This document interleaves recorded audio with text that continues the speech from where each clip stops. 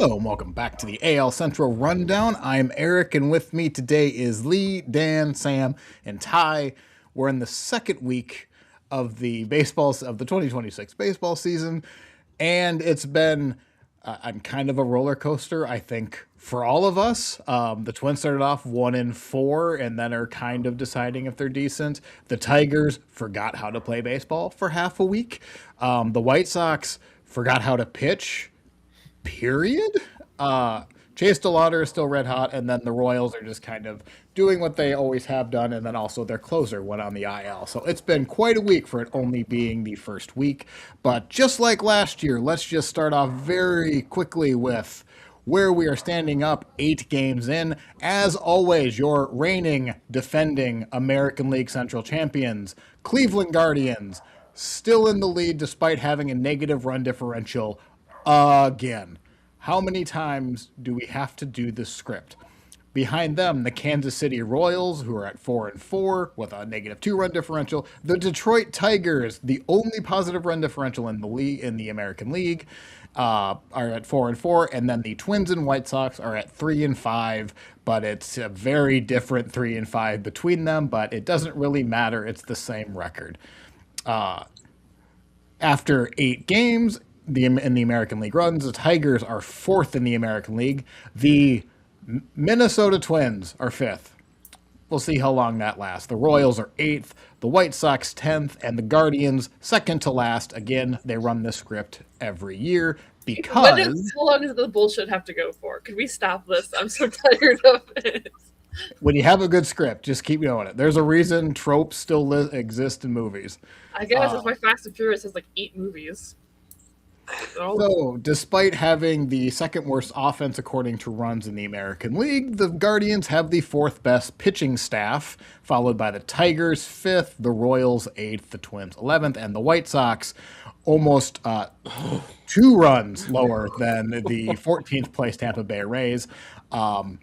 Yikes. Maybe we should talk about some happy news first because we're going to talk about the White Sox, but let's get off of that little snafu. So the White Sox have announced that this year they will be retiring, as much as it pains me. They will be retiring Ozzie Guillen's number 13, and I hate the man. Well, hate is a strong word. It's only sports, but I think this is deserved. But Ty, I don't know how you and the rest of Chicago feels about it. The rest of Chicago loves it. I'll give my hot take right off the bat. I don't like this. I don't like the timing of it. The 20-year anniversary was last year. So, like, what are we doing, guys? If they would have announced it last year, cool. Honestly, yeah, he spent a lot of time in the organization. Obviously, he does the pre and post game with Chuck Garfien now. I don't see why now is the time to do it. I really don't. Other than are they just trying to sell more tickets on August 8th? Yes. That's and I don't respect that. I want it to be well deserved, and obviously he's spent a lot of time with the organization. He's meant a lot to a lot of people, but I don't like the timing of it. It feels very corporate, and I'm just not cool with it right now. Yeah. Well, it is very corporate, and on the screen, if you're watching this on YouTube, this is the moment that they unveil that they're going to be retiring his number, and you're about to see a 60-year-old man cry like a baby. I don't know. Like, that's the Twins have a Hall of Fame. They do this every year. I remember there was like a case a couple years ago when Justin Morneau, Joe Mauer, and Ron Gardenhire, you could make an argument they could have all went in at the same time because they're pretty much tied together. But no, the Twins separated them out year by year because, exactly like you said, they want more people to come to a game in August, and the White Sox aren't looking like they're going to be competitive in August. So if you can pop a 30,000 game attendance, why not do it? But that's the reason why.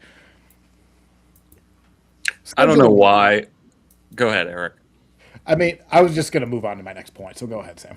Oh, I was just going to say, I don't know why. For some reason, I thought of Ozzie Guillen as a guy who has had a lot of controversies in his life and career as a manager, and He had some, but this morning I was reading the controversies section of Ozzie Guillen's Wikipedia page, and I was just like, man, this is so tame by today's standards. Right. Like this is like the most like 220 or late 2000s, mid 2010s, like, oh, he didn't want to visit the White House after winning the World Series. Ooh. Yeah, I think what got him in trouble, like it is pretty tame by today's standards, but I did look at some other quotes, and those aren't as seemly. They're not as fun, Ozzy. But yeah, I mean, he was just, I don't know, he kind of brought the White Sox back to life. That wasn't just him, obviously, but it was Konerko, it was that whole squad, Bobby Jenks, all of them. So I don't know. He is someone who was born and bred to be a Chicago White Sox manager.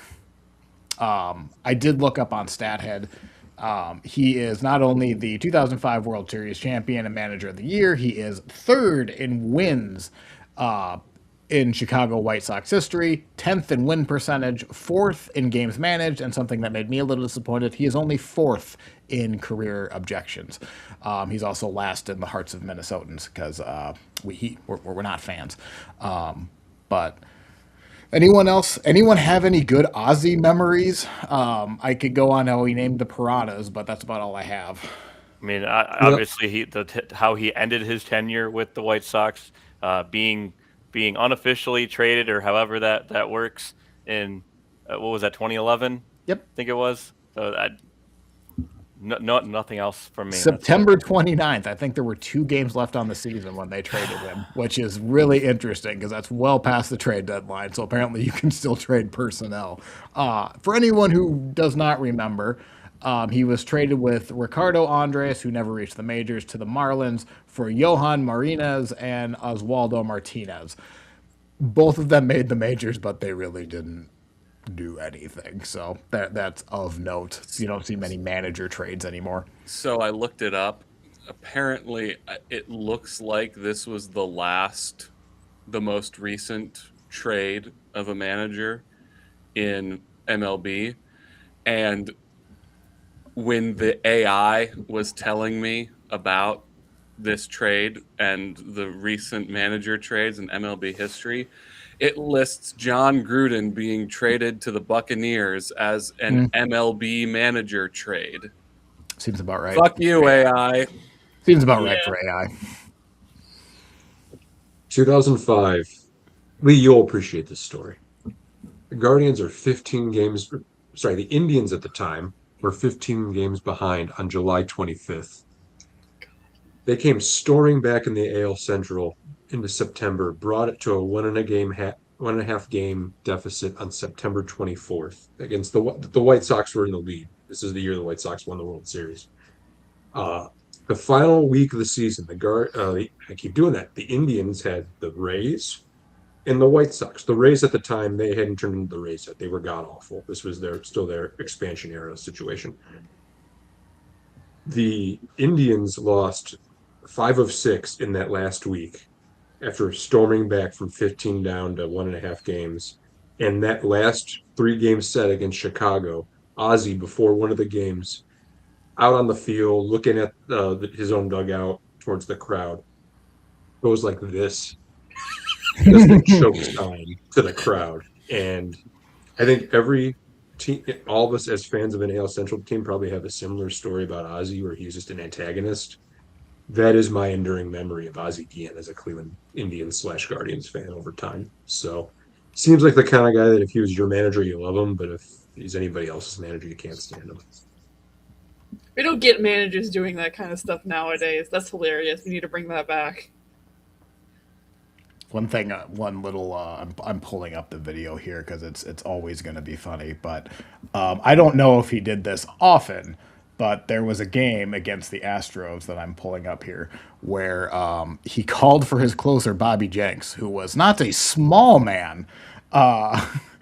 Instead of doing the left or the right elbow pull, Ozzie comes out of the dugout and does one of the funnier things you will see a manager. Oh, stop the replay. Nobody cares about that.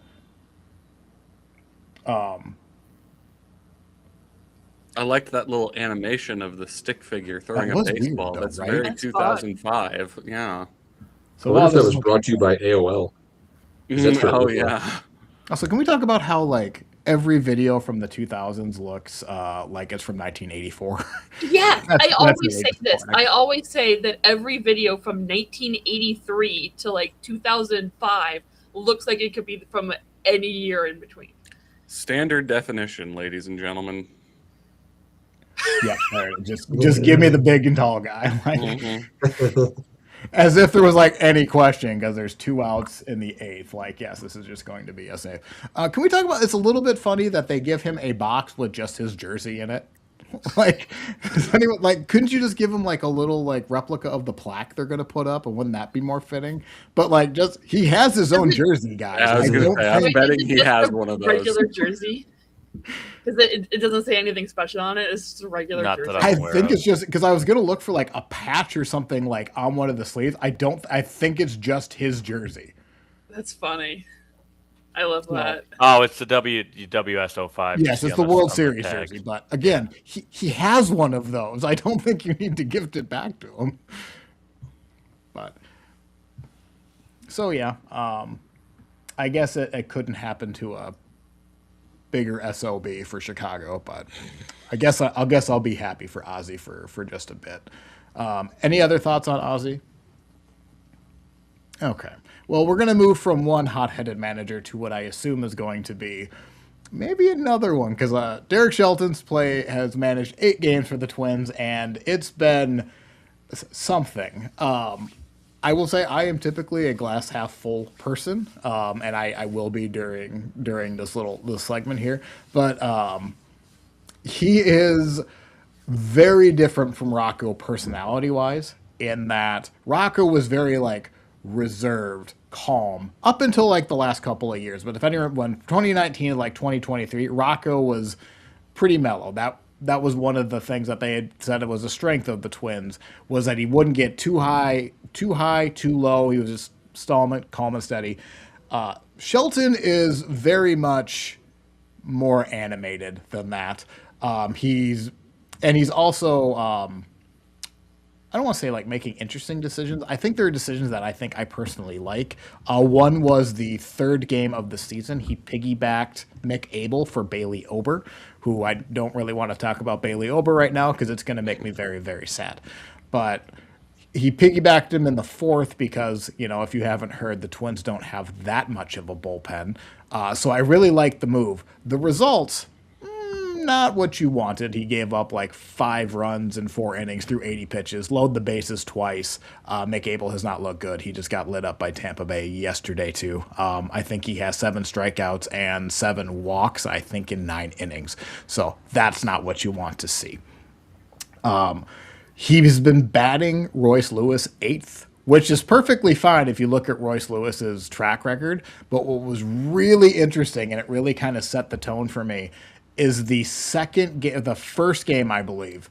It's in the 8th, and I think Royce was the tying run, and Shelton pinch hit him for left-handed Trevor Larnach, which would have never happened under Rocco, which I thought was interesting, considering Royce can be very sensitive to that type of thing, as like most players are, but he can be someone who can really take that as a negative and just kind of pout about it. But he responded the next 2 games by hitting a home run, and he's still batting 8th, which honestly is fine. He is going to use everyone off the bench. I think every player on the Twins roster right now has played 4 or 5, well, at least 5 of the 8 games. But what is kind of interesting is, the order versus left-handed hitters or left-handed pitchers isn't going to be great. So he doesn't really have a lot of options there. But he has been batting Cody Clemens leadoff, which Cody Clemens was a waiver claim. Talked about him a whole bunch last year. He has a 290 on-base percentage for his career. and it's not much better in the minors. So that's a little interesting. But he has been doing that so that he really wants to put Buxton second, Keishel third, and then I think the real reason you have either Austin Martin or Clemens batting is he wants the combination of Wallner, Bell, Carantini. He wants the 4 through 7 to be pretty set. So that just means Cody Clemens now just bats lead off, I guess. And then we'll talk about. You guys talked about it last week when I was off, but then there was this ejection, which, for those who are living under a rock, the ABS system has been, and of course my computer is going to be slow. The ABS system has been fantastic. I love everything about it. This is in the opening series against Baltimore. It's a big plate. Ryan Helsley basically gets to a point where he's going to walk Josh Bell. And what I think is interesting is wait a minute, where's this pitch? So anyway, there's a challenge. When we get to the point where Helsley jumps off the mound and challenges it, which is interesting because pitchers don't typically challenge things. I don't think Shelton was exactly looking at Helsley. And if you kind of go with that assumption, you can kind of see where he would be upset. So this is the pitch that really gets Shelton ejected, is Helsley throws this. He's walking off the mound, and right here, pretty close, he taps his head to challenge, then takes a couple more steps because he doesn't think that the umpire saw it, and then taps again. So the rule MLB is still coming up with.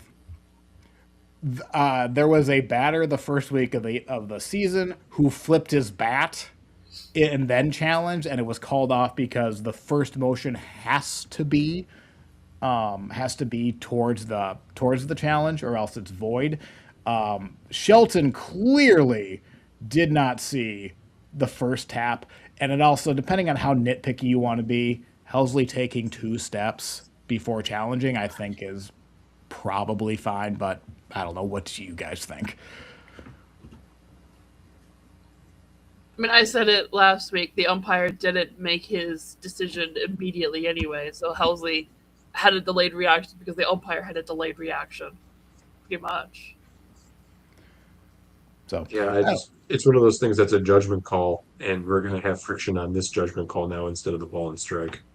I think it should be one of those things where MLB needs to send a memo to the umpires to have a wide interpretation of the word immediate. You know, have a do not have a narrow interpretation of that word.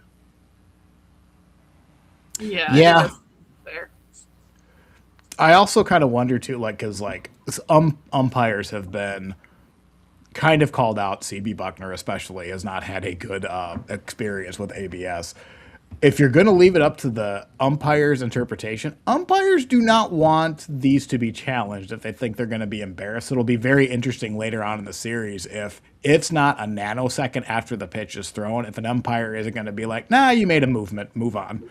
But that'll be interesting. But I do kind of like that on his second or third game managing the Twins, he gets thrown out when Rocco, I don't think, was thrown out in the first 3 years when he was a manager for the Twins. So what does that really mean for the Twins? Probably not much. This roster isn't appearing to be looking like a good one. But I just thought it was interesting, the personality changes between Rocco and Shelton.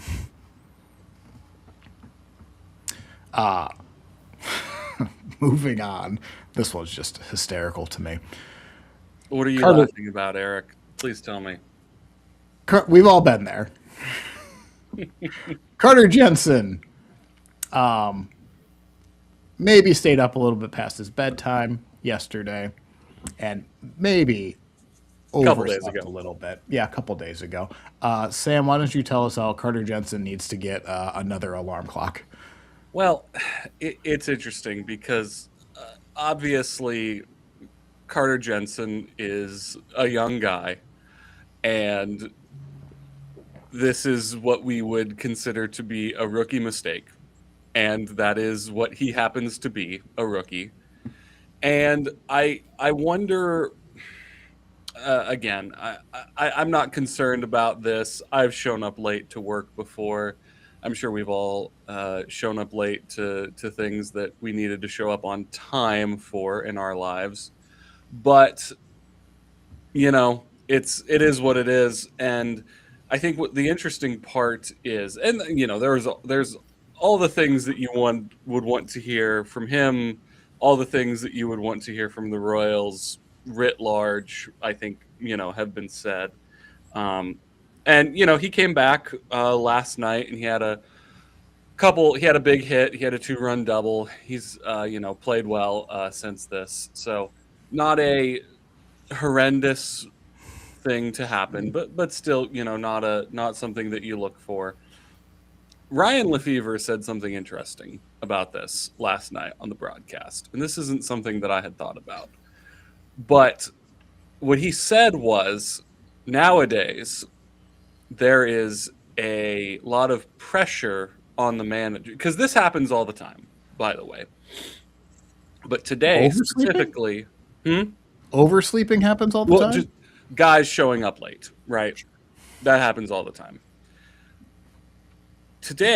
Nowadays, there's a lot of pressure on the manager to get the lineup out early. Why is there pressure on the manager to get the lineup out early? You're going with this, yep. So you get the lineup out 2 hours before the game starts, and then an hour later, one of the guys who you wrote in the lineup hasn't shown up. Oh, crap. Now I got to change the lineup. And it's one of those things where it's just like, if this had happened at some point in the past, maybe this isn't a storyline. But who knows? I think he, again, embarrassment for sure on his part. And I think that this obviously picked up national, notoriety. People were talking about this.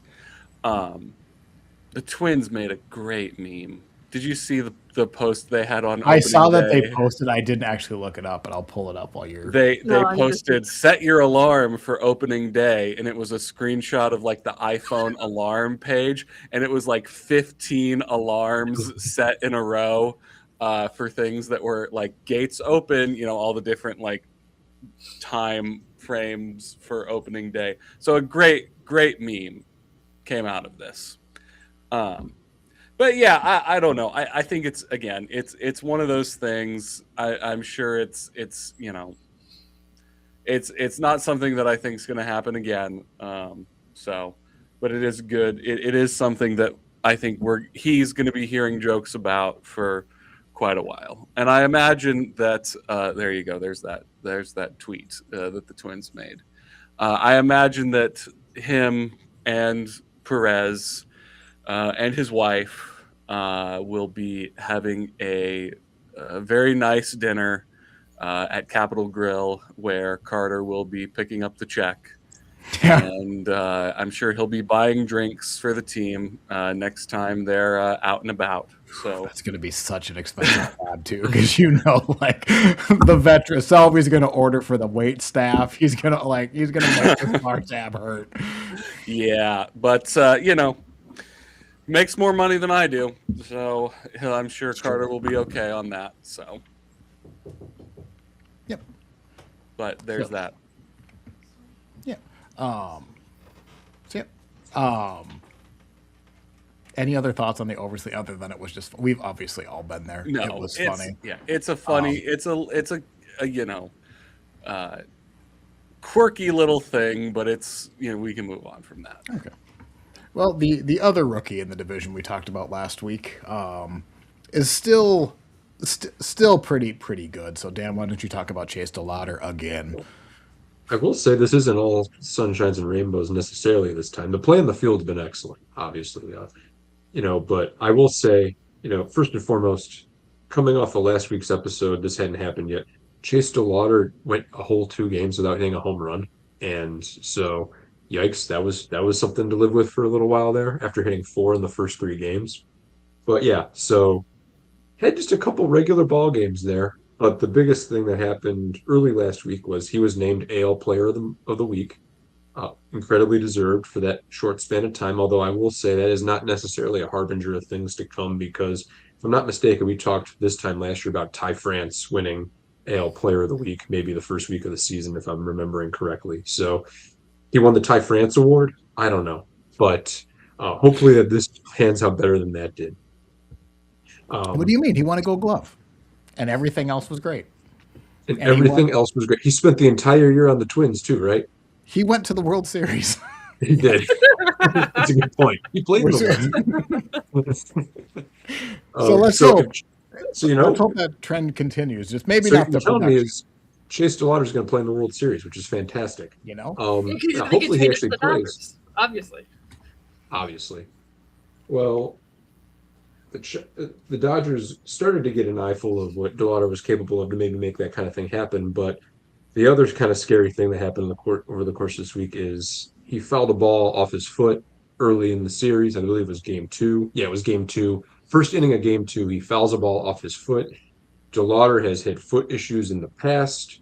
As I've talked about ad nauseum at this point on this show, his biggest kind of barrier to being a major league player to this point has been injury issues. And so that foul ball off the foot was of great concern for a lot of Guardians fans at that point in time. X-rays were negative. It was a really bad bruise as opposed to anything worse than that. He did miss the rubber match of the Dodgers series on Wednesday. But as you can see, if you're watching on video, they weren't able to keep Chase DeLauder down for long because he played on opening day this past yesterday, or 2 days ago, rather, Friday. And he hit another massive home run for the Guardians. Just 109 miles an hour off the bat. The novelty of this young man has not worn off for me. In just that, like I said last week, the looking and searching and hoping and trying to find somebody in this outfield that can hit for power has been an odyssey at this point. And health permitting, it looks like finally we may have at least one solution out there in that. Chase DeLauder continues to be a revelation for this offense. So he's hitting his slash line is 346, 370, 923. That's a slugging, not an OPS. 923. Tied for the league lead in homers and leads the world in slugging percentage right now. That's AL, NL. No one has a higher slug than Chase DeLauder at this point in time. So a little bit of an up and down week. We got through our first injury scare with this young man, but continues to just destroy baseballs, and I'm here for it. But the thing that gets me is just you look at it, and all his home runs just look so easy. A lot has been made of he's got a kind of an unorthodox swing, and he does, but man, does it work. And honestly, this is going to sound ridiculous, but that swing on Friday, this is me being overzealous. He looks like Barry Bonds. That looks like a Barry Bonds and then he stands and admires it back in 2001. Obviously, I don't think DeLauder is as chemically enhanced perhaps as Bond was in 2001, so we got that going for us. But again, I recognize that I'm being a little ridiculous, but that's the first thing that came to mind is just that's what that looks like to me. So, I mean, you're not wrong, but I'm also going to make fun of you for making that comparison. That's fine. I'm in too good of a mood to have a problem with that right now. That's gonna be the Tigers are the best team in baseball. Well, hopefully DeLauder isn't hitting 220 in July, and I won't wear it that badly, but we'll see. No, the thing that would worry me is just he's not walking and he's swinging. The thing for me, maybe I don't know, but if a guy is only hitting home runs, I would just be concerned of what happens when he starts getting weaker contact. Is he not going to be getting hits, period? But we're 8 games in. There's no way to really determine that. Yeah, I'm definitely riding on the vibes of like it's been a really good week in a little bit of time. Like this is not a sustain. Yeah, it's not a sustainable kind of point Production. we're at right now. But I'm going to enjoy the fact that he's hit 5 home runs in 8 games or whatever it is. And I agree with like he needs to do some other stuff well too. He's going to have to start taking some walks. He's going to have some other solid line drive contact at some point in time. Like he's hot right now, and that's fantastic. It's better than him being 0 for 20 or something to start off his rookie year. But yeah, it's way too soon to do anything other than just kind of be happy it started this well. Can I also just say that the Guardians are definitely not 5-3 if he's not doing what he's doing, because Jose Ramirez is batting 188 right now. So something else for him to hang his hat on. Yeah, I was going to bring that up later in the show, and we can still talk about it then, but I'll just allude to it now. Like on this road trip that they started the season on, they're 28th in WRC plus, 28th in batting average. Like the offense has pretty much come from him. There's been a couple other contributions here and there, but yeah, hate to see what the record would be without DeLauder in the lineup. Although they did win against the Dodgers on Wednesday without him at all. But that's one game. Eric, you're muted. Yeah, I can't hear you, Eric.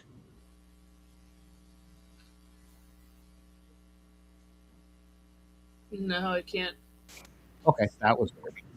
There we go. My mic was got switched, whatever. So Lee, you're going to tell me with a straight face that you are worried about Chase DeLauder walking when he's hitting. I said I would be. That would be the thing that I would be concerned about. I mean, Dylan Dingler had like 13 of those things all last year. So. Dylan Dingler had 22 walks. That's exactly where I was going. Is Dylan Dingler had like 3 walks through his first 300 plate appearances, and I didn't say I was worried. I said that would be the thing I was worried about. Correct. I would be hypothetically. Yeah, and it's 8 games. He's on a heater. That's what he's on. He's on an AL player of the week. But like to bring up, he's not walking enough because the ball is going over the fence. Thing I would be worried about, not the thing I was concerned about. I said that was the thing. I don't know. Like I was going to make that, but I was going to make that as a joke, like kind of like a little nudge to Dan and be like, "But Dan, he's not walking. What if he's like Dylan Dingler?" And I was going to make Dan eat it, and then Lee, you took it right from me. Well, I would just, if there was one thing I would say that I'm concerned about is this a guy playing over his skis in the first week? I don't think so. Again, he's slugging 900. Again, he's not it's going to hit 1 900, week. And I'm not going to be the Chase DeLauder president fan club here, but like, it doesn't matter what anything else is doing if your slugging is like 923. He's not going to play 1 week all year. The point is, will he play better than the combination of Jonathan Rodriguez and all these other guys that they've had over the course of time? And the answer is so far, like, absolutely, I can't see that not being the case. But again, it's 8 games. Who knows? And Dan, I'm in a similar situation where Isaac Collins, he's looked okay. He's looked pretty good. He's a lot better than MJ Melendez. Exactly. Right. Like, again, I'm going to enjoy this, like, however many home runs he can hit in X number of games for as long as I can. I know that's, if he can OPS 750 for the year, fantastic. Anything above that, even better. And right now it's a lot higher than 750. So this is kind of random, but it caught my eye here. Did they just want the entire background to be ads in Cleveland behind? Yeah, that was a point of frustration for me too. In that so discount ugly. drug mart saves you the runaround ad that's behind him there. That wasn't there last year. That was the dugout suites that have been removed. Yep. And I can see now that part of the reason why they were removed is so they could just sell more ad space right behind home plate. Man, is that butt ugly. You would think that a team that was in a giant gambling scandal last year wouldn't have a Bet365 ad right behind home plate as well. But can't give up that gambling money, I guess. So how many times does it say progressive on the screen right now? Exactly. Not kidding. Because even the watermark on the screen is going to have progressive on it. the first ad that showed, apparently, I'm assuming this is green screen. The first ad that showed on there during the game Friday was a big thing of Flo from Progressive's face. So that was pretty distracting too, quite frankly. Not Dan, ideal. I don't know. If I may, I really want to go to Discount Drug Mart for some reason. That sounds like They a save you the fine runaround, establishment. Sam. Oh, they saved me the runaround, do they? Yeah. Yes. Yes. but Dan, do you have Progressive for your I, insurance? I don't. Okay, So, all right. are you calling me biased? Is that what? I'm just making sure that didn't work. That's all. If that was a State Farm ad back there, I would be more happy. Is that what you're trying to say? Not for nothing. Like I didn't. It took until Lee saying it, but there's 9 different times the word progressive shows up on this one screenshot. 10, 1, just 2, one on 3. the mound. Yeah. And that's the one on the mound that I did. I was like, oh, are you freaking kidding me? Like, how much is Progressive paying these guys to put it up like literally everywhere when it's already the naming rights for the stadium? I want to know what Progressive's yearly advertising budget is. Seriously. Just in general. I hate those ads. They're so annoying. I hate all insurance ads, but Progressive is one of the worst. Allstate isn't terrible.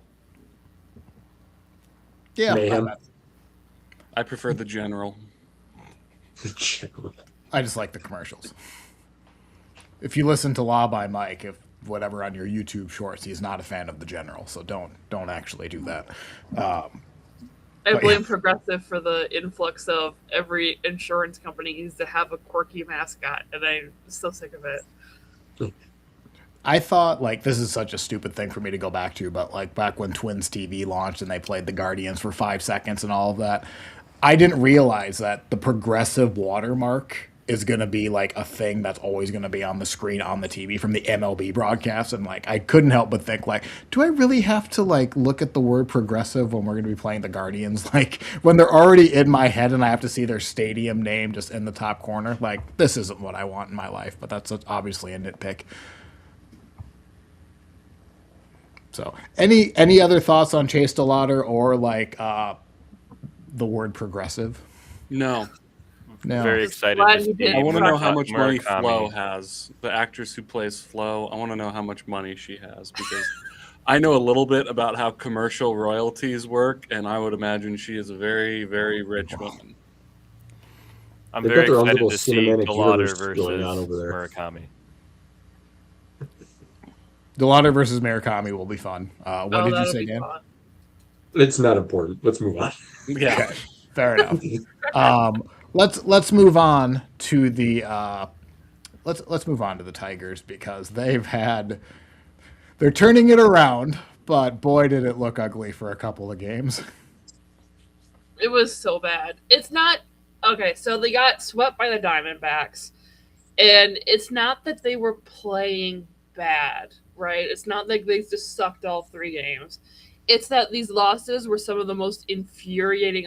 Tuesday's loss was one of the most infuriating losses I've seen from the Tigers, like in the past few years. It's going to be one of the worst ones that we will see all year, I think. The next one, yes. Tigers are leading by 5. They score 5 runs in the 3rd. Then Jose Fernandez, making his debut for the Diamondbacks, hits a home run in the 4th. Okay, whatever. And then the 8th inning comes. Drew Anderson is in, and he's awful.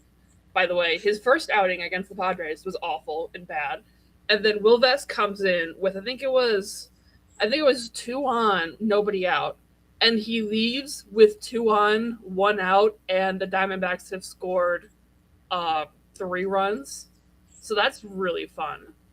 And then Kenley Jansen comes in with 2 on, 1 out, and it's like, all right, Kenley Jansen, he's looked really good his first time up. And then 3 pitches in, gives up a home run again to Jose Fernandez, who at this point has 2 home runs in this game, which is more than the Tigers had all season at this point. Like, are you kidding me? So then Tigers lose 7-5 in a game that they should have won because Drew Anderson and Will Vest forgot how to throw a baseball. It was infuriating. And I thought Carlos Estevez was bad. We'll get to him. Don't you worry. Like, is it too early to want Drew Anderson off my team? I know we paid him $7 million, but he has come in 3 appearances and stunk it up all 3 times. Like, he gave up 2 home runs against the Padres in the first game when we were winning by 8, so it doesn't matter. Then he comes in on this game and gave up 3 runs or whatever. And then yesterday, Jack Flaherty leaves with the bases loaded, nobody out. Okay, I don't know why. AJ Hinch brings in Drew Anderson, and he immediately gives up a grand slam. Like, you cannot make that up. I don't know. But yeah, that was that game. And like, Justin Verlander made his first start in game 4 in the first game of the series. He looked awful. Tiger scored 6 runs in the 7th and the 8th, so at least there's that. But like, in the entire series, the Tigers scored 11 runs. You can look at that and say 11 runs. That's a good amount of runs, even if they didn't win any of those games. But also, they scored all those runs in only 2 innings over the course of 3 games. So that's not great, right? Like, should we? I don't know. I mean, we have a top 5 offense in the American League right now. I don't know if we should be concerned that they were only scoring in 2 innings out of 27, right? But like, it was just a really frustrating series because there were a million hard hit outs. Like, the outfield defense was fantastic for the Diamondbacks. Like, Colt Keith had 2 near home runs that collectively missed by about 15 inches. The first one was about a foot under the yellow line to dead center in Chase Field, and then the second one bounced off the top of the wall and then bounced back into the park for a double. Like, bring up Colt Keith's Savant page and you'll see the spray chart of his hits, and it's ridiculous because so that was my rant about Did they not also start slow last year? They started okay, so to be fair, they started with the same record as they did last year. But it's just this year. So last year they got swept by the Dodgers. This year they got swept by the Diamondbacks. You know, and you could say they started on the West Coast. The offense was kind of slow start. But the Guardians literally just did the same thing, and they went, what, 4-2? 3? 4-3? Yeah. So it's just very frustrating to look. Like, look at that. See? Look at Colt Keith's 2 doubles. Oh, man. Right? I will say, it looked, and it kind of feels similar to last year. It feels like the Tigers' offense is feast or famine. I mean, talking about like the number of innings they scored in this series. It's not lost on me that teams hit a bunch of home runs in order to score runs, especially in this era. But like, if you're hoping and wishing and praying that Colt Keith's 2 balls went 15 inches further, and that's the way you're gonna like. Hit some doubles.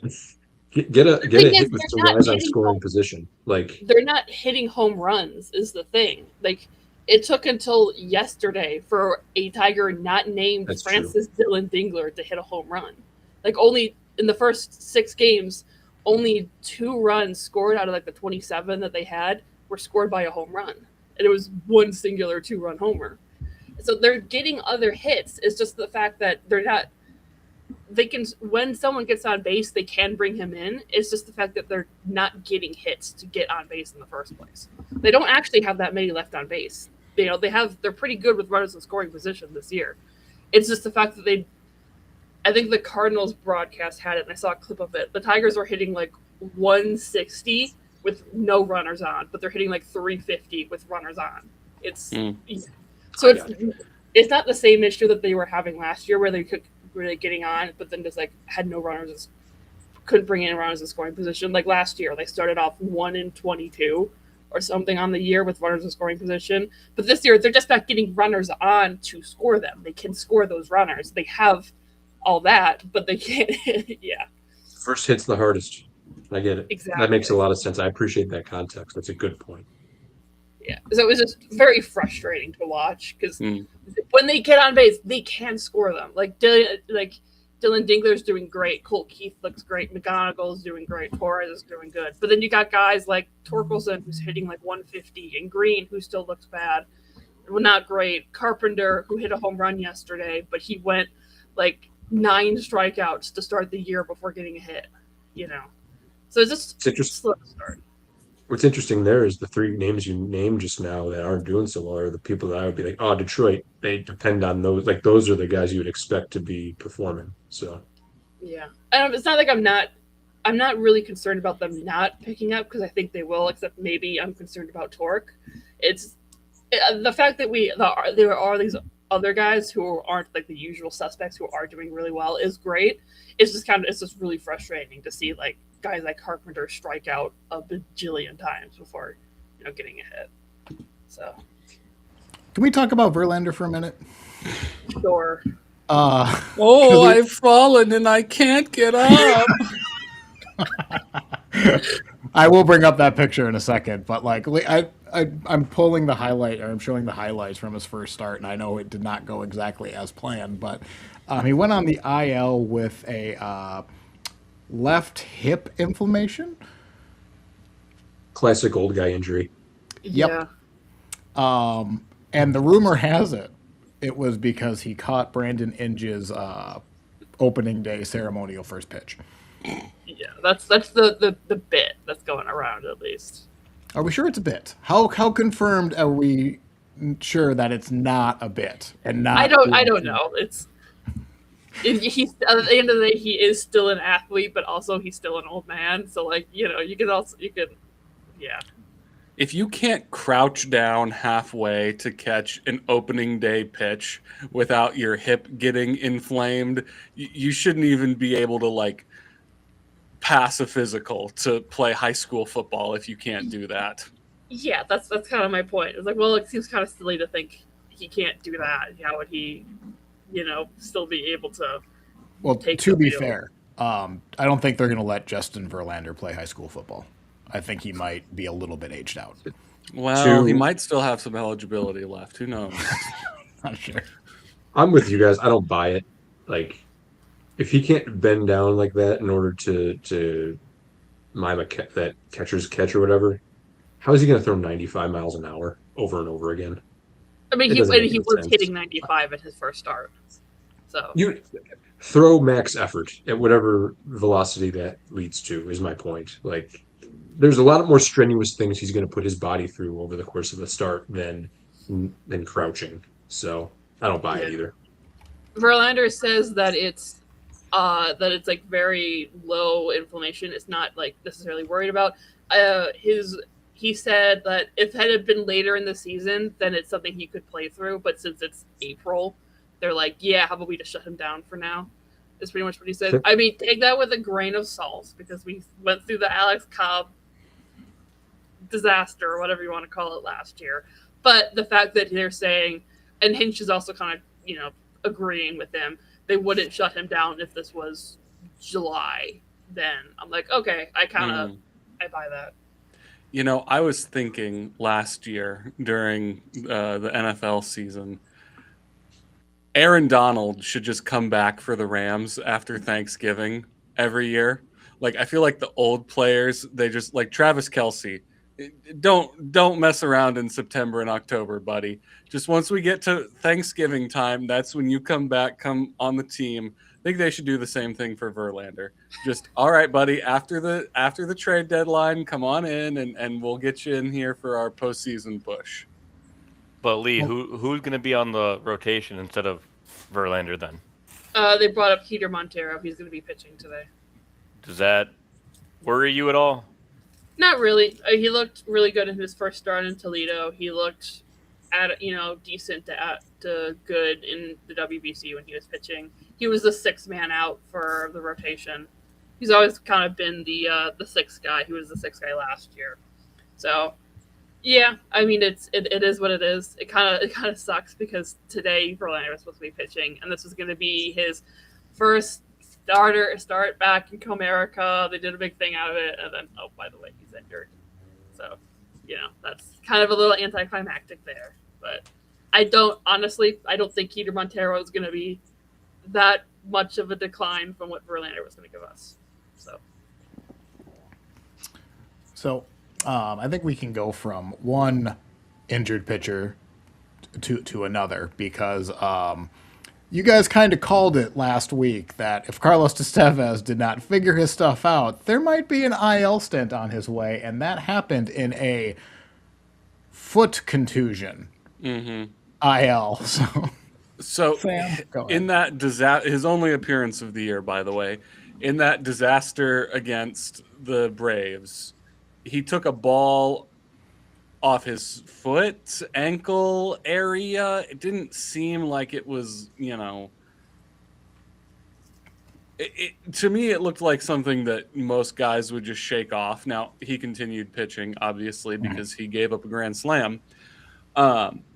He looked like he was fine after this happened, but he didn't look fine preceding, everything that preceded that either. I think it's probably just like, hey, we're going to put you on the IL and we're going to say it's your ankle because you took a ball off the foot type thing. Right. Like I said last week, his command's not there. His velocity, nothing was there on Saturday night when he pitched. So ankle injury, sure. I'll say, I think this was one of those, like, he showed up to the ballpark on Wednesday and they were like, hey, Carlos, your foot hurts. Like, what do you mean? Yeah. Like, I'm fine. No. Your foot hurts. Like, go home for 2 weeks. And if he refuted it a third time, they just stomped on his foot and be like, go the F home for 2 weeks and figure out how to throw harder. So, Yeah. But I will say this real quick, just in the general sense for our teams. Estevez didn't look good in his one opportunity. Lee just talked about Kenley had a bit of a blow up. Cade Smith has looked kind of rickety so far. His best appearance was Friday. Dominguez, Ty, from my understanding, I mean, he got through yesterday, but he's been kind of rickety as well. Is that fair to say? Fair. Eric, I don't know what's going on with the Twins bullpen, but solid as ever. That might be the best situation we have as far as the back end of the bullpen so far in the AL Central, which I would not have expected. Again, this is like the DeWater thing, like it's 8 games or whatever, but it's just kind of an interesting quirk of the start of the season. Yeah, and I will say about the Royals, their bullpen had looked kind of shaky. Yesterday, the Royals bullpen pitched 10 scoreless innings against the Brewers in the doubleheader. So, and there he goes. Especially against the Brewers team that completely decimated the White Sox. Well, don't look at the box score from that first game because it wasn't pretty. I think it was like 10. I can actually look this up. I think it was like 10-2 or something like that yesterday in that first game. 5-2 and then 8-2. So I lied. Milwaukee looks tough though, but yeah.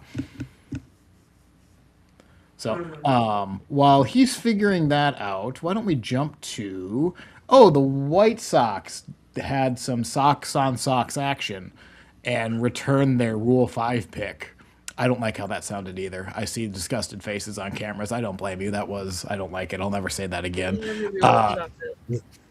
Ty, do you have any thoughts on Paez, the Rule 5 pick being sent back to the White Sox? I think they're just seeing the guys in the minors doing what they're doing, and they're like, this isn't going to return what we expected, especially after we bring him in, and he certainly did not do well. Well, he was the guy. His claim was a changeup, or what was it? I think his changeup was elite, and everything else was not great. So I think that was the flyer on him, and it just he came in and he has an 18 ERA in 3 games. So I don't know. Maybe he really wanted to go back to Boston and play in Worcester, but or the Brewers had his number. That could have been it too. I've had a lot of people's numbers. So, Sam, did you have any other thoughts on Estevez? We'll bounce back to the Royals, but they also put another pitcher on the IL. Thoughts on either Estevez or Falter going on like yesterday? Bailey Falter stinks, and that's why he got put on the injured list. This one they didn't say his foot hurts, though. No. Again, he's got a 13.5 ERA in 2 appearances this year. Whenever he comes in the game, I'm just like, what are we doing? He's not very good. So I think we're going to see Stephen Kolek probably supplant him. Kolek is also on the injured list, but I think he's going to be coming back pretty soon.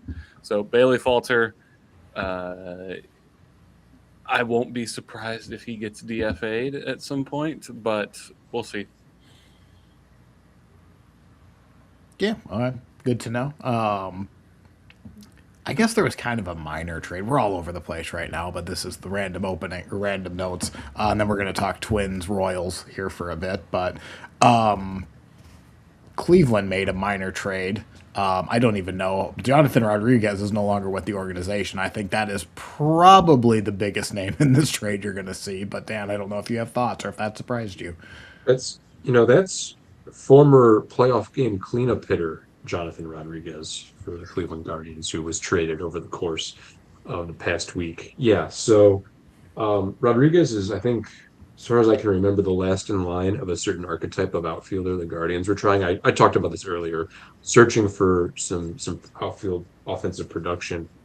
When I think of Oscar Gonzalez, John Kenzie Noel, Jonathan Rodriguez, all these are right-handed hitters who looked very, very impressive in terms of power numbers in the minor leagues.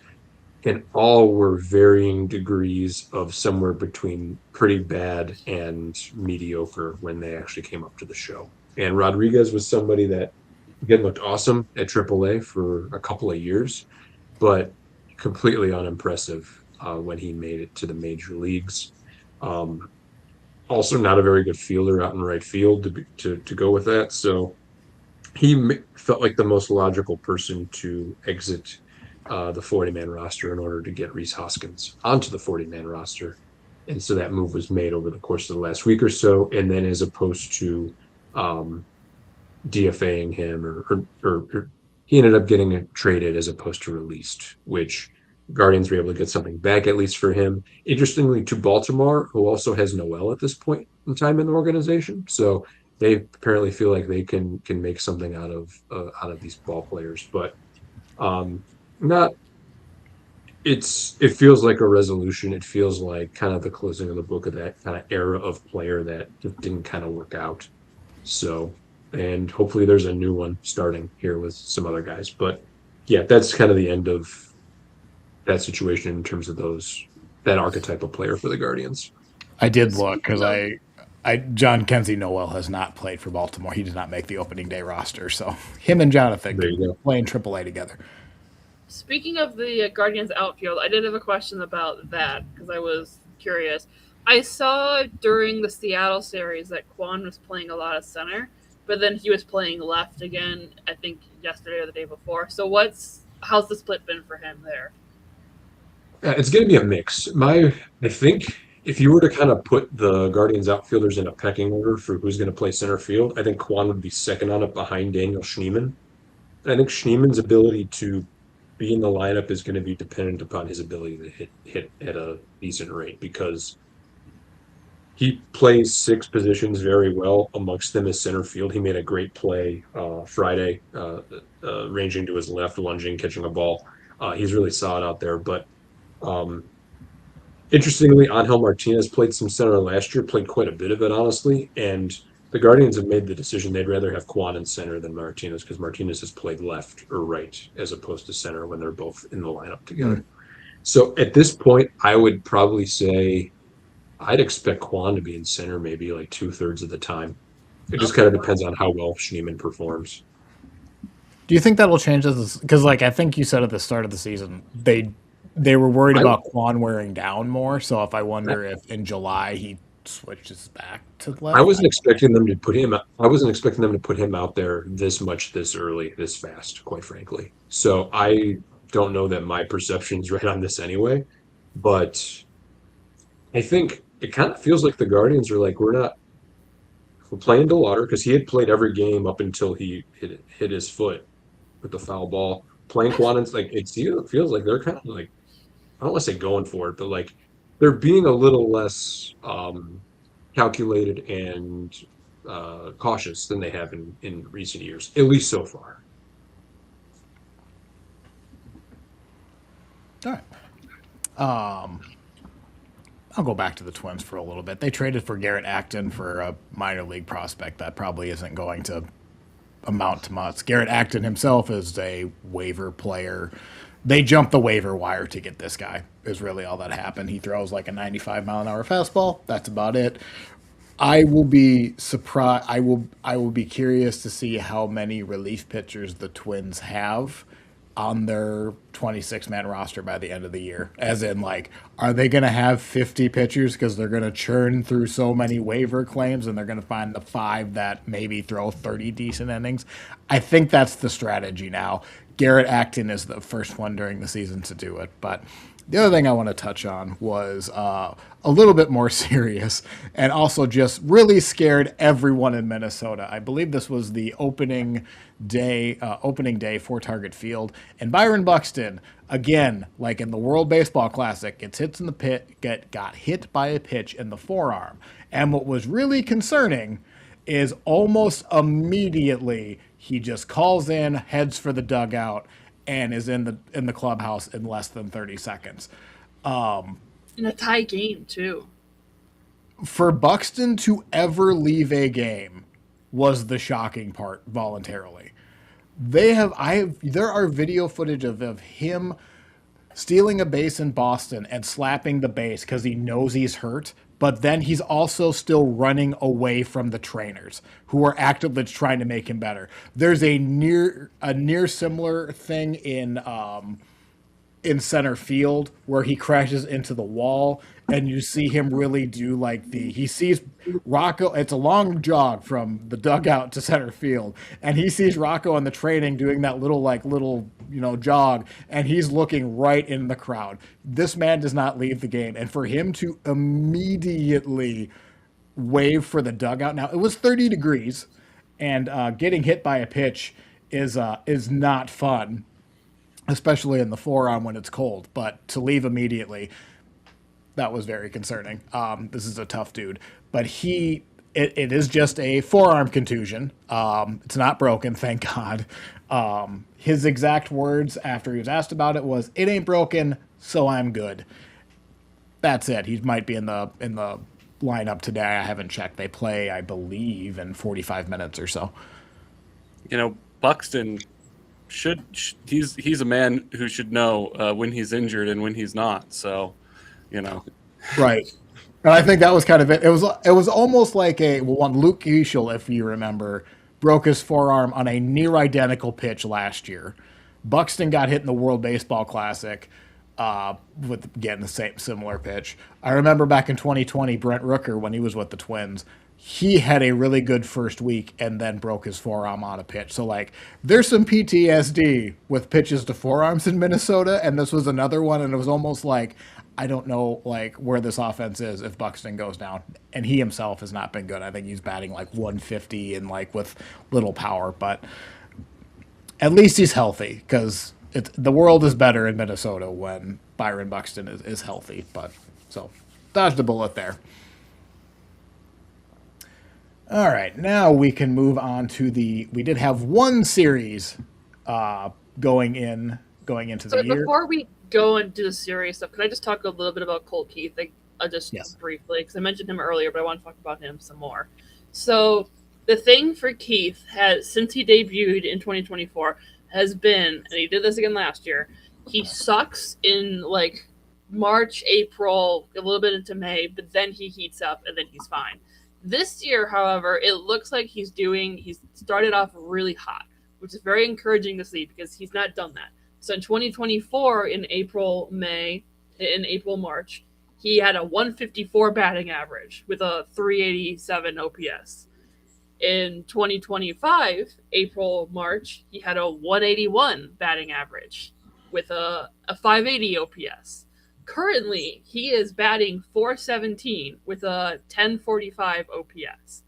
Now, that does come with the caveat of his batting average on ball in play is 500.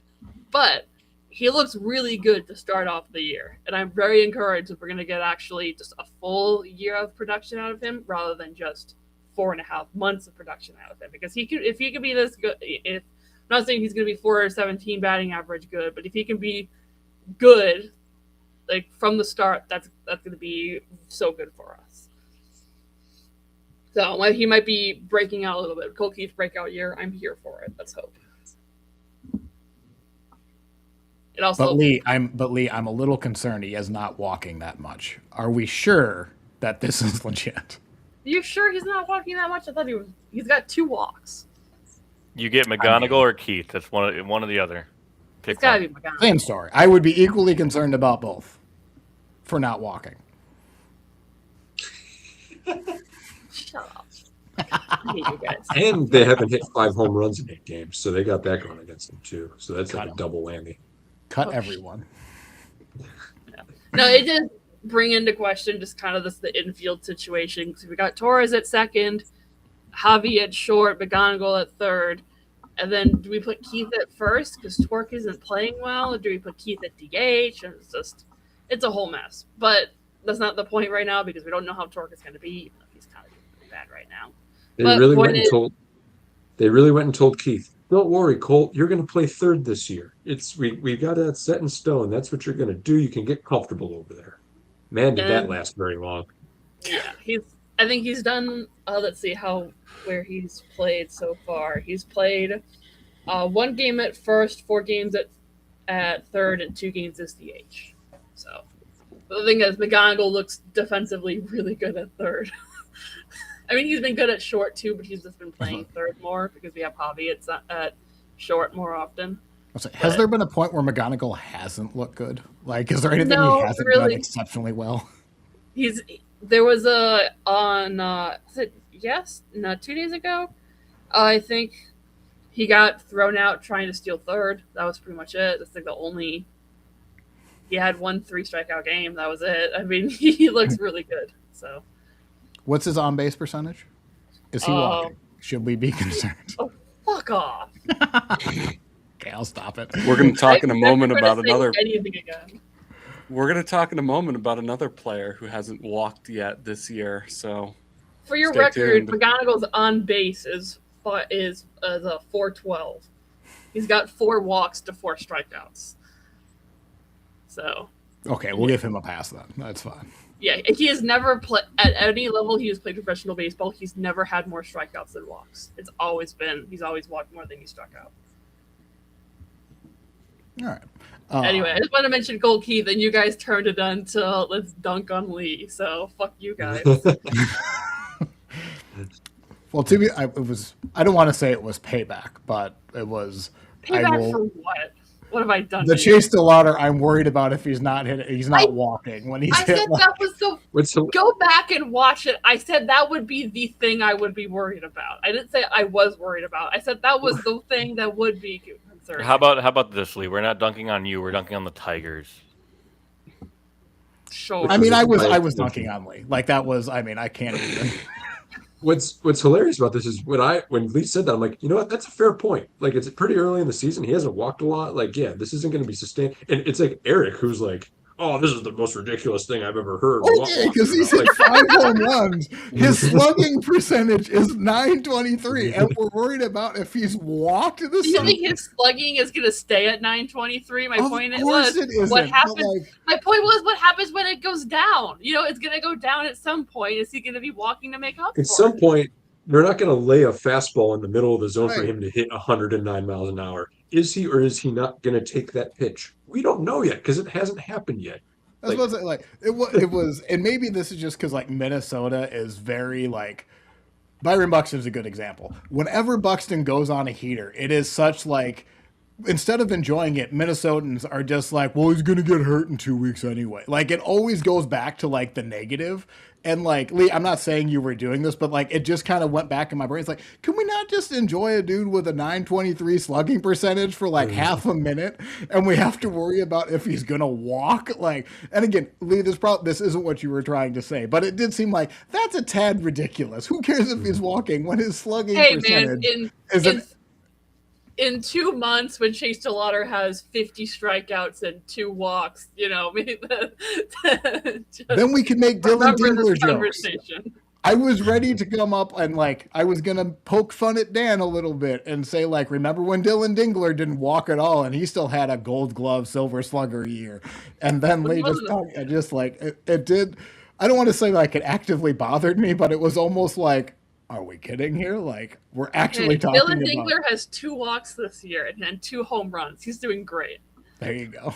It's amazing to me that we just spent all that time talking about what Lee said when Dan compared DeLauder to Barry Bonds. Yeah, let's go back to that. Can we go back to that? Let's move forward to our series recap. Eric, what do you think of game one before we between go on the to Twins that, and the I have Royals? before we go on to that, I have routinely heard Lee, and then I saw the Tiger social media say Kerry Carpenter as Kerry Bonds. So I don't want to hear. That's just his nickname because he only hits home runs. Is that better? Is that better? We're still comparing mortals to the best pure hitter maybe in baseball history. Power hitter. I said it. That's a comment. It's not like Kerry Carpenter is the only one whose nickname is, references Barry Bonds. It's not like he's unique in that. There's like 50 other guys. Come on. Again, you're just looping this back to me. Let's go back to Dan saying, he looks like Barry Bonds. Okay? That swing looked like Barry Bonds. That's what I said. So opening day at Kauffman Stadium, a lot of energy in the house. Coming off that tough lost series against the Braves, things were looking good. Nice Dade game, Kauffman Stadium, guys coming out. Bobby Witt Jr. there. What do you think of game one, Eric? I mean, this was the most boring opening day game I think I've ever sat through. Mm-hmm. It was absolutely a non-factor. We can look at the score. All the runs were scored. Oh, sorry. The winning run was scored in the second inning. Mm-hmm. And it was just nothing. The Twins lay down and died. Yeah. Is basically what happened. Yeah. I was shocked that the offense of the Royals was driven by Kyle Isbell in this game. Not just this game, this series, Kyle Isbell, dare I say, looked like Barry Bonds. Yes. Well, I'm going to make a similar comparison. This year, so far, through 7 games, Kyle Isbell has hit safely in all 7 games. 478 batting average, 1261 OPS. He's got 2 home runs, 5 RBI, 11 hits. All of those numbers that I just said are more than Shohei Ohtani. Kyle Isbell has had a better start to the season than Shohei Ohtani. That is a true statement of fact, and I will continue saying that until it's not true anymore. But Kyle Isbell's done this before. When he first, his rookie year in 2021, he really came out on fire through like his first 10, 15 games. So, I mean, if Kyle Isbell can be obviously not this productive, but 10% more productive at the plate, I mean, that's what you're looking for from him. I don't know why I remember this, but he's like an 80 OPS plus career hitter. If he can be a 90% or a 90 OPS, like that's big. Like, why not? And then Isaac Collins' first home run or first hit as a Royal is a home run. That was blasted. And he was talking after the game, and someone asked him a question. It was something like, when you hit it off the bat, did you feel how far it was going to go or how hard you hit it or something like that? And he goes, I got all of it. And, that's about all I got. That's about as far as I can hit it. I mean, that works. There was plenty of distance on it. That's a home run in every park. Yeah. Am I hearing the dimensions were moved in for Isaac Bonds or Isaac Collins? Well, that was both of those home runs on opening day by the Royals. Those were 30 out of 30 home runs.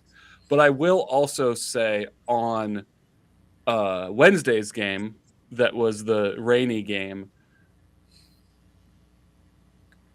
Isbell hit another home run in that game, and you could see it hit like the wall where the wall used to be. So it cleared the new wall in the corner, but then you can see where the old wall is.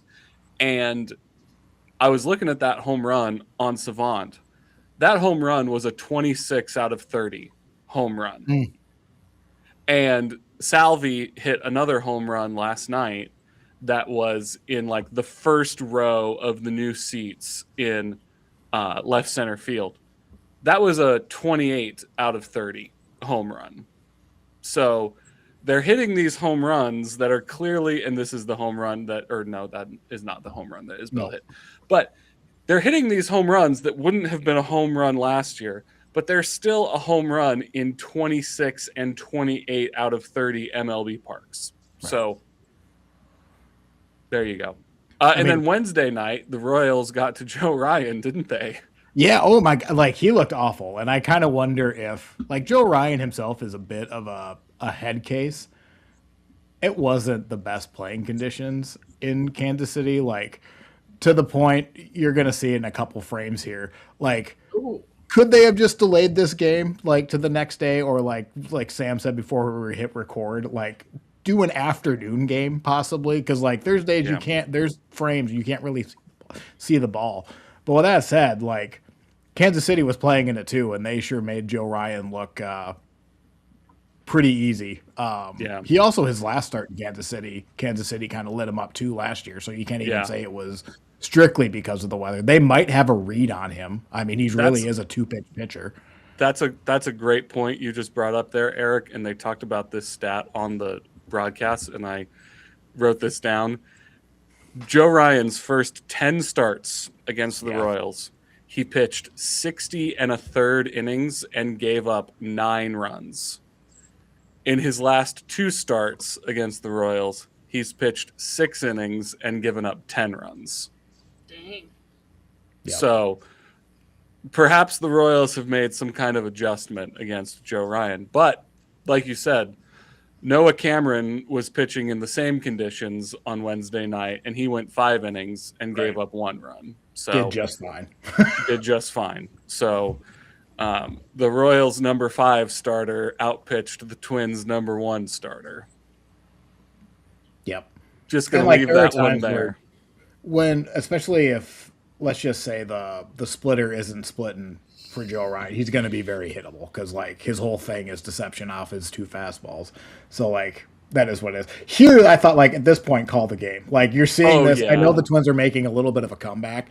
There's 2 outs in the 9th. Just, like, look at the field, for God's sake. Get off of the field. Nobody wants to be on this game. I don't know why.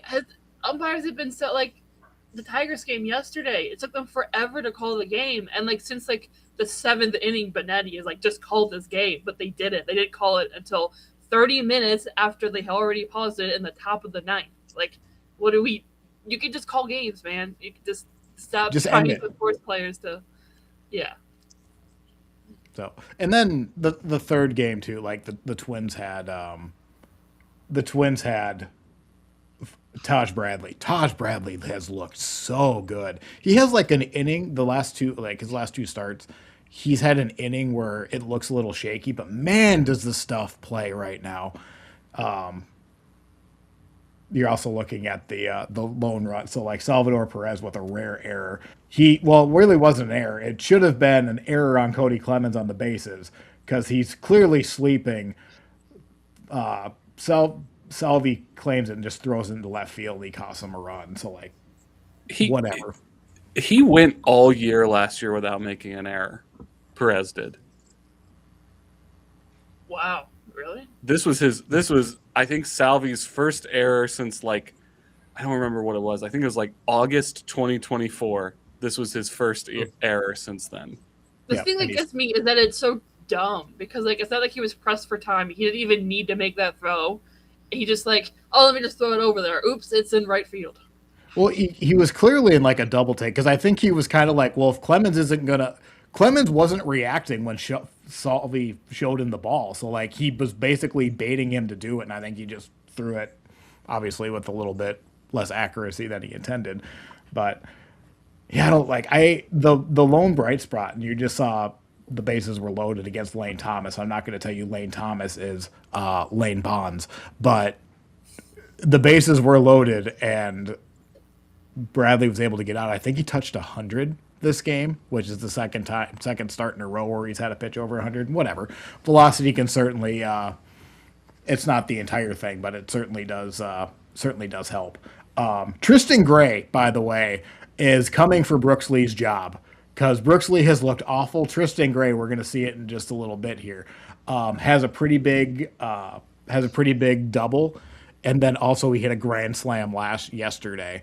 So I mean, Brooks Lee, does he have more leash than 2 games? Yes, but there's already jokes in Minnesota about a shortstop wearing number 4. That if who's the better shortstop, C4 or G4? We have nothing else to cheer for in Minnesota. Excuse me.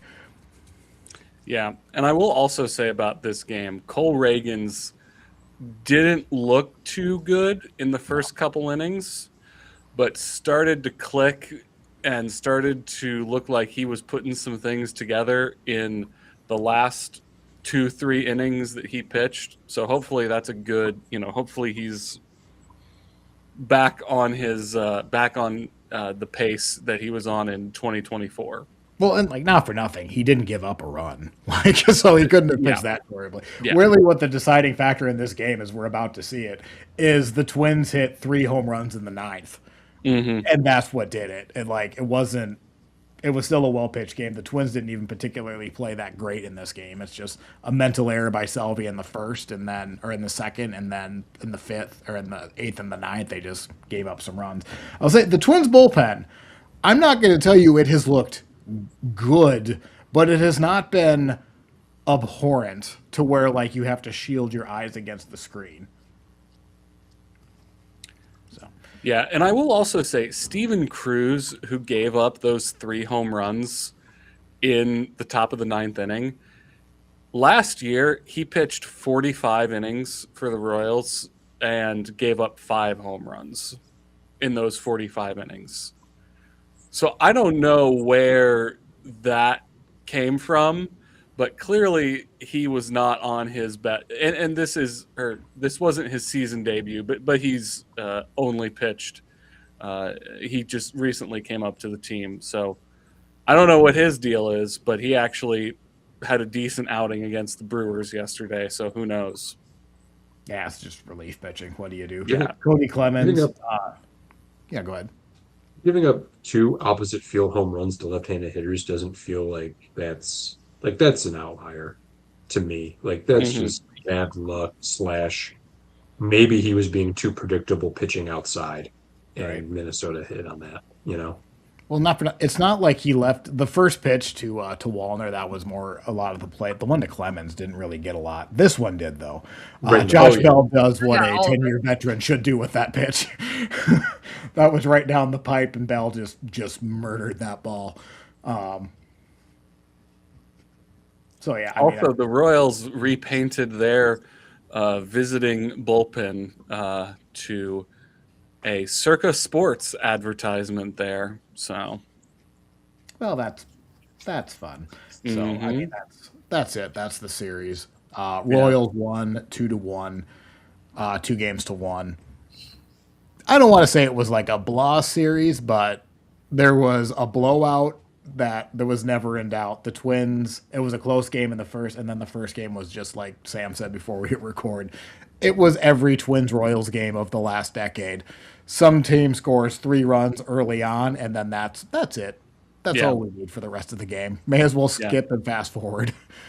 Would have been nice to get the sweep, but as long as the Royals win the games that they need to win the series they need to win, and Minnesota certainly is one of them, then I'll take my first AL Central Series win of the year. So, Sam, can I just ask one thing? When you look at the Royals making the playoffs this year, is the difference going to be that third game where it's like you have let's just say AL Central, right? You're playing the Sox for a third game, you're playing Minnesota for a third game.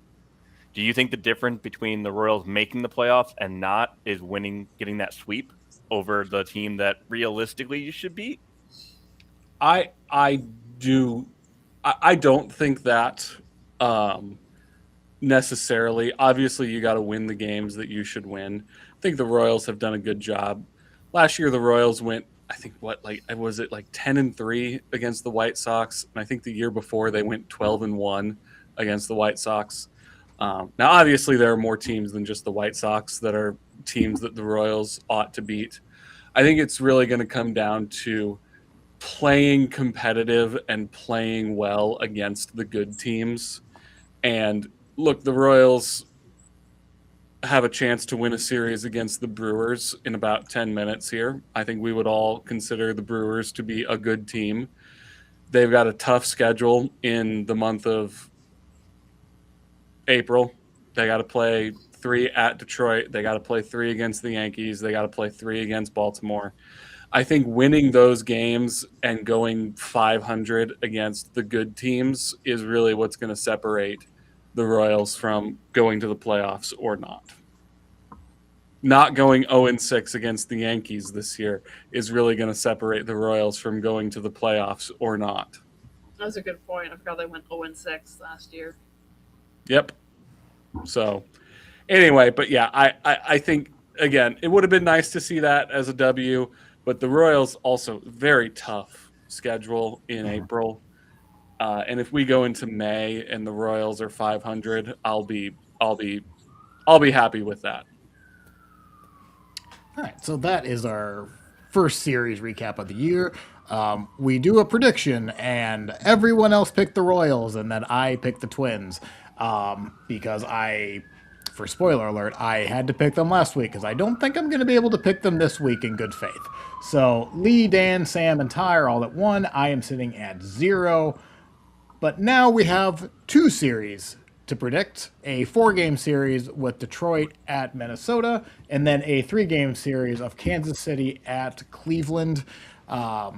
May as well just start with it. We'll just start with Lee because he's at the top of the list here. So, Lee, Detroit. Do we want to do this whole series and then go on, or Lee, do you want to predict both games? Let's do this series and then do the next one. Yep. So, Lee, Detroit, Minnesota. The really tough for me because I kind of before the Cardinal series I was like I think they're going to split with the Twins, but they look better against the Cardinals. The Cardinals suck, but the Twins also suck.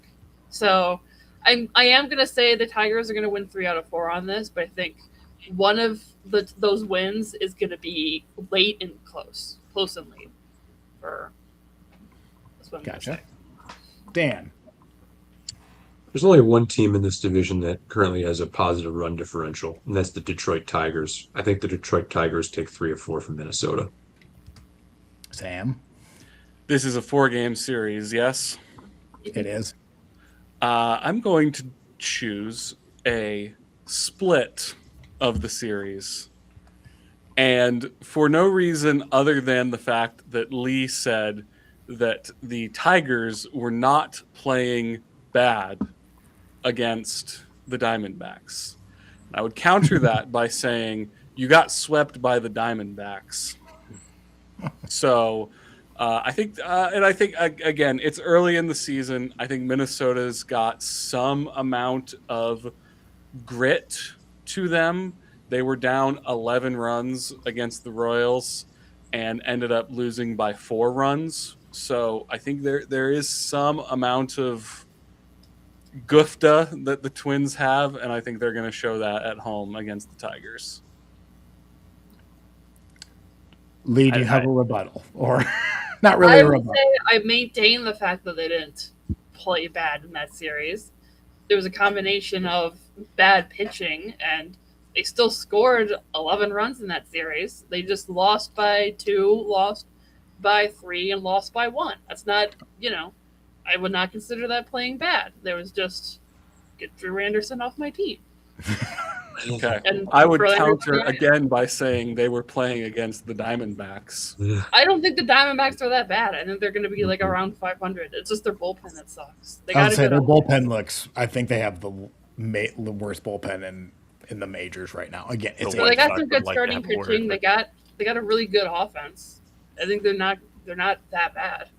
Yeah, I'm not sure. Again, I don't know. I think they're going to be bad, but who knows?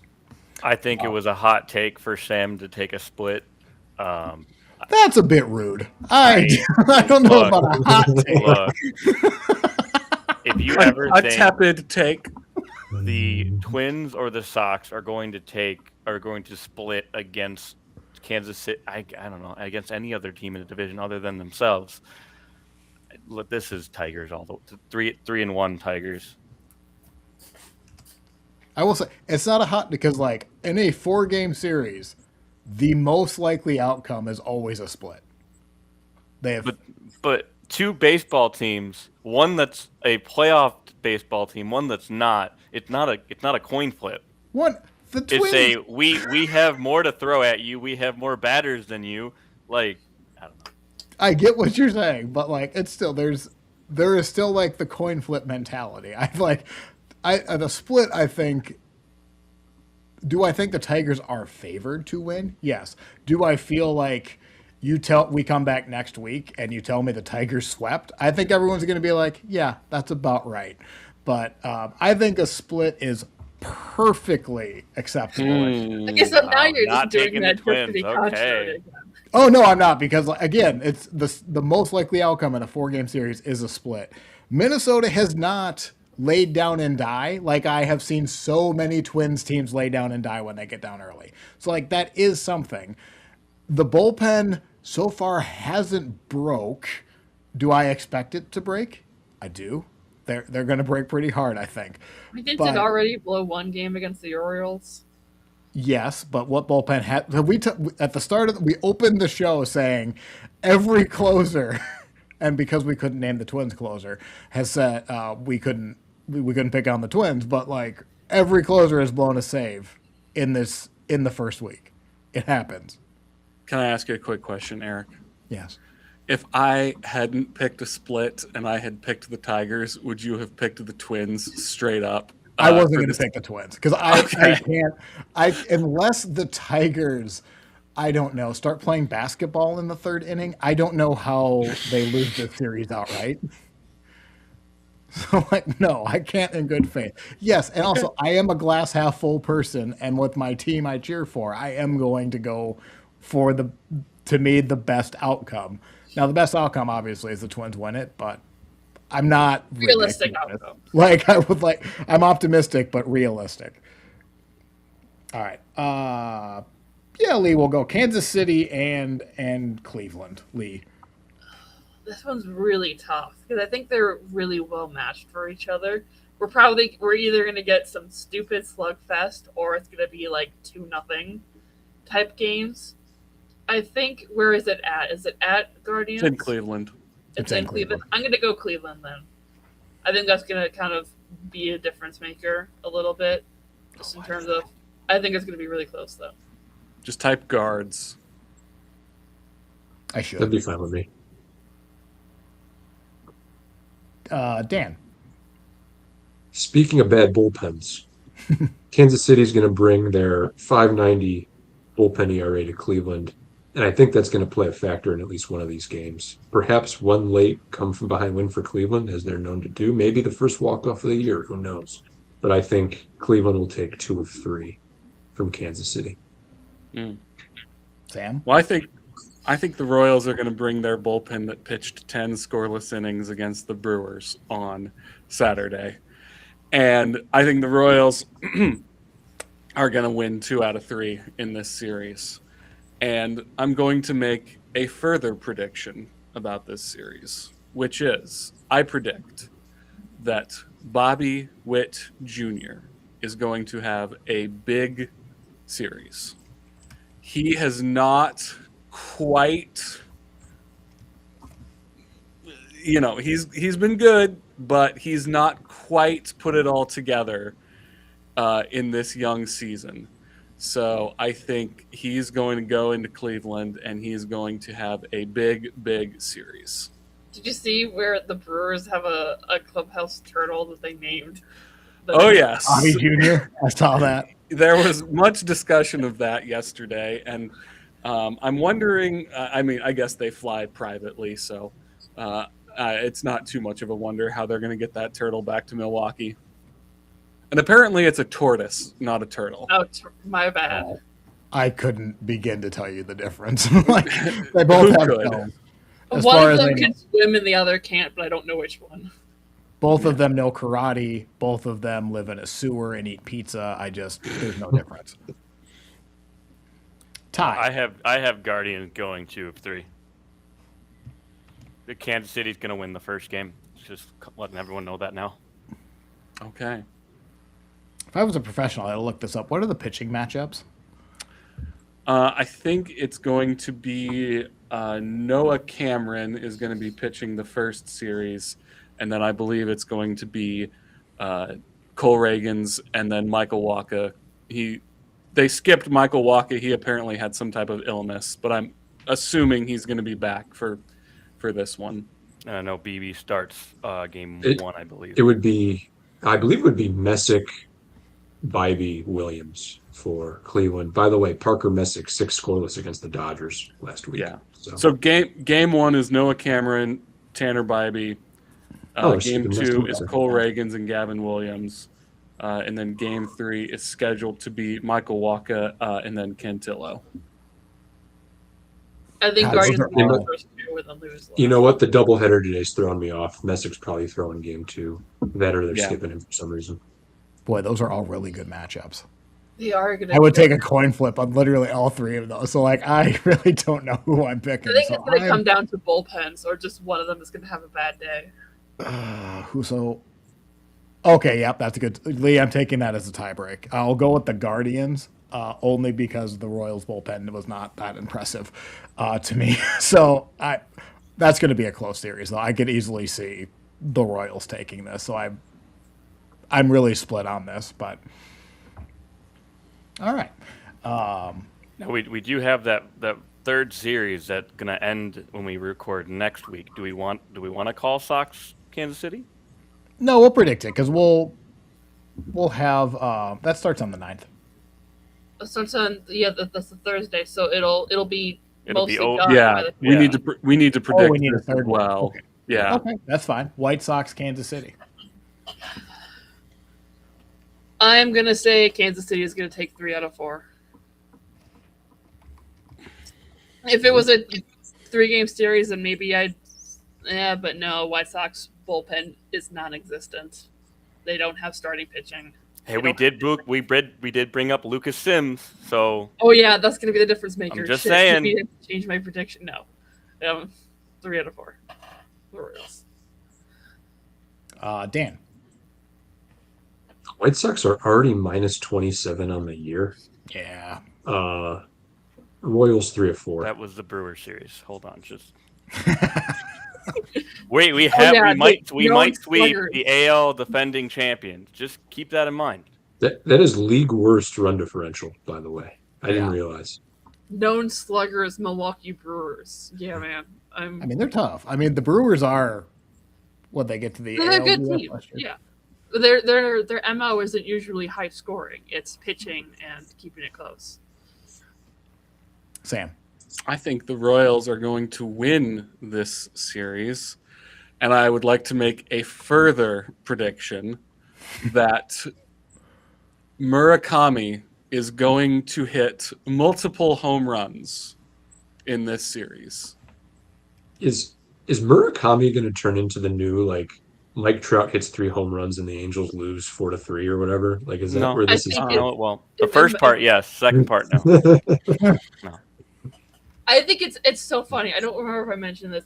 Because now the Twitter will do the auto translate thing for languages. I get a lot more of other language Twitter on my feed. I've been getting a lot of Japanese baseball fans talking about the White Sox, and they love the White Sox. It's amazing because They're just like the Swallows. The Swallows also have a history of being not good, and so there's like White Sox fans who are like, "I'm sorry, you have to watch this team," and they're like, "No, don't worry, we're used to it." Right. It's so funny. There was a guy who was like, "I woke up at 3 a.m. Japan time to catch the opening day White Sox game, and Murakami got a hit," and I'm like, "Oh my god!" I think I saw a headline somewhere that says like White Sox and Japanese baseball fans have the most wholesome exchange on the internet today. It's like, hey, we suck together, hooray! Like, Speaking of sucking together, this is going I to be a don't think you split want to phrase series. it that way. It's going to be a split series. Thanks, Eric. By the way, I'm only doing these further predictions, Eric, because I like seeing you edit this document on the You fly. suck. Your text formatting skills. Do you have a They're not prediction? great. Are you only doing them for Kansas City games? Because you have a prediction for the Tigers Twins one, so he has to go back and edit that one. I refuse. not. I do I not. will pick the Royals to win this. I refuse it to go back. Yeah, White Sox. Chicago, I think, has to prove they like. Is their pitching this bad? No, but like it should be a pretty big red flag in the first couple of games. So okay. No more predictions. You all had your chance for your predictions and supposed hot takes for having a split series tie. Don't know how I feel about that. So those are our 3 series. We'll go over those in a little bit more detail next week. Again, I am in the hole. I'm the only one on 0. Let's talk about the schedules going into this week. We have, oh my goodness, we are on the 6th. So again, Cleveland going to Kansas City and then going to Atlanta for this week. Kansas And do City. you get PTSD every time it rains when the Cubs are in Cleveland? I should. This time hasn't been as bad as perhaps past times have been, but yeah, it's not a harbinger of good things typically. Well, just don't let Jason Hayward inside the stadium. You'll be fine. God, yeah, He's he should be retired. banned from that facility. Like, you're not allowed in here, sir. Sorry. Kansas City, Cleveland, White Sox, Detroit, Minnesota for 4, and then Lee. If the Tigers don't go like I 5, know. like Yeah, this is The was talking Marlins with- look good this year. They've played the Rockies and the White Sox. They are not good. yeah. They- Colorado beat Rockies are- Toronto, so Yeah. No, They do. I was talking with my friend a couple days ago. I was like looking at the Cardinals, the Twins, and the Marlins. I'm like, if the Tigers don't win like 7 of these minimum, I'm like, oh, come on. So This yeah, should be a week to pick up some wins. If they don't pick up some wins, this might be you might have a different tone of show next week from Lee. Chicago. Why are you taking forever to load? We have versus Baltimore and then at Kansas City, and really no fun promos. That sucks. And then Minnesota, 4 in Detroit, and then 4 in Toronto. Oh, good. The Twins are throwing a magnetic schedule night. Yippee. Yeah. That'll bring them to the park. they got Student student discount, discounts too. too.